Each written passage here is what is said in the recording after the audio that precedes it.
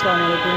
আমি এখন আছি বর্তমানে চট্টগ্রাম সীতাকুণ্ড থানায় ঘাটে ইউনিয়নে অবস্থিত সোনারগাঁ পেট্রোল পাম্পের পাশেই পূর্ব পাশে মেরিন মালের দোকানের মিনিমাম 6-7টি দোকান রাত 9টার দিক দিয়ে একটি দুর্ঘটনায় আগুন ধরে যায়।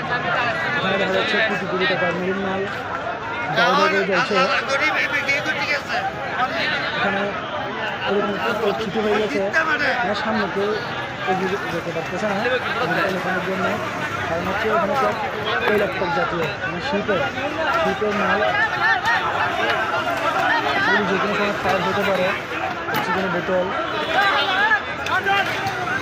বিভিন্ন রকমের কেমিক্যাল জাতীয় রয়েছে এখানে। এখানে চারিদিকে জল হয়ে আছে, ফায়ার সার্ভিস এখন আসতে পারতেছে না।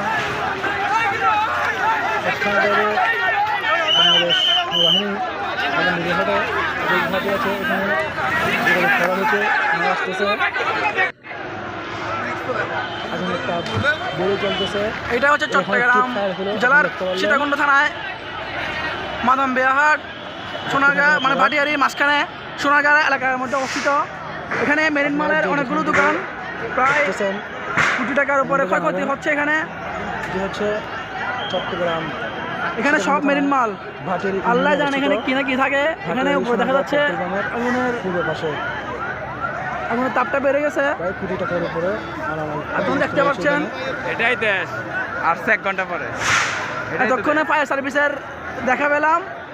দীর্ঘ 1 ঘন্টা আগুনটা জ্বলে যাওয়ার পরে দোকানগুলো ছাই হয়ে যাচ্ছে।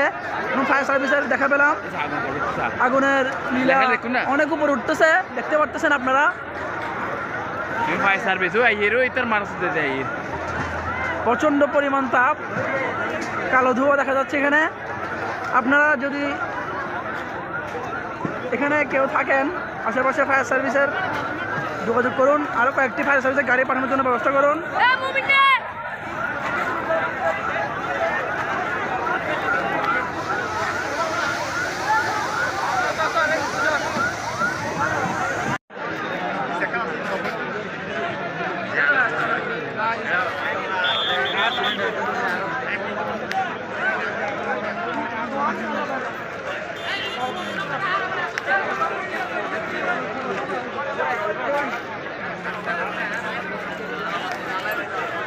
ফায়ার সার্ভিস এসে গেছে, আমি দেখতে পাচ্ছি আগুন নেভানোর চেষ্টা করতেছে, ধীরে ধীরে আগুন বেড়ে চলতেছে, দেখতে পাচ্ছেন।